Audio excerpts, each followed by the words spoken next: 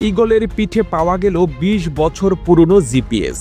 ঘটনা শুরু ২০ বছর আগে। একজন ব্যক্তি পাহাড়ি এলাকায় ঈগল ধরে সে পাখির পিঠে জিপিএস লাগিয়ে দেয়। তার উদ্দেশ্য ছিল ঈগলটি কোথায় যায় সেটা ট্র্যাক করা। ২০ বছর ধরে সেই ঈগল আকাশে উড়ে উড়ে হাজার হাজার কিলোমিটার পাড়ি দেয়, এমনকি আফ্রিকার বিস্তীর্ণ অঞ্চল পর্যন্ত ঘুরে বেড়ায়। এ সময় তার পিঠে থাকা জিপিএস ডিভাইসটি অবিরাম ডাটা রেকর্ড করতে থাকে। কিছুদিন আগে এক ব্যক্তি পাহাড়ে ঘুরতে গিয়ে হঠাৎ মৃত ঈগলটিকে দেখতে পান। পাখিটির পিঠে জিপিএস দেখে তার মনে কৌতূহল জাগে। সে জিপিএসটি খুলে নেয় এবং বাড়িতে নিয়ে গিয়ে কম্পিউটারে সংযোগ দেয়।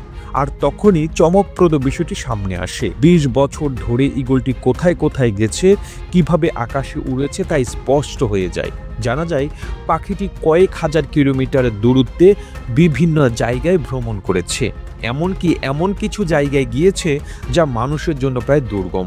জিপিএসটি খুলে নিয়ে তিনি তা কম্পিউটারের সঙ্গে সংযোগ করেন, আর তখনই সামনে আসে এক অভাবনীয় সত্য।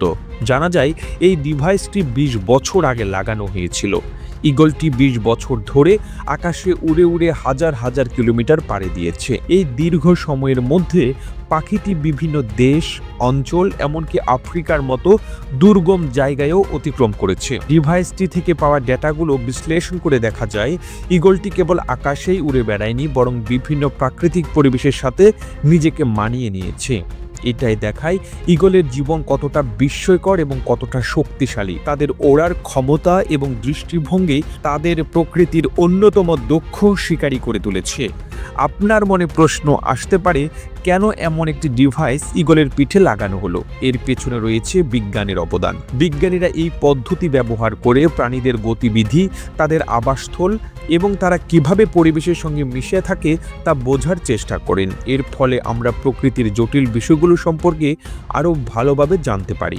২০ বছর ধরে ঈগলটি এই ডিভাইসটি নিয়ে বেঁচে ছিল এবং তার সমস্ত ভ্রমণের রেকর্ড রেখে গেছে। আমাদের চারপাশে কত রকমের প্রাণী আছে যারা প্রকৃতির সঙ্গে আমাদের এক বিশেষ সংযোগ তৈরি করে।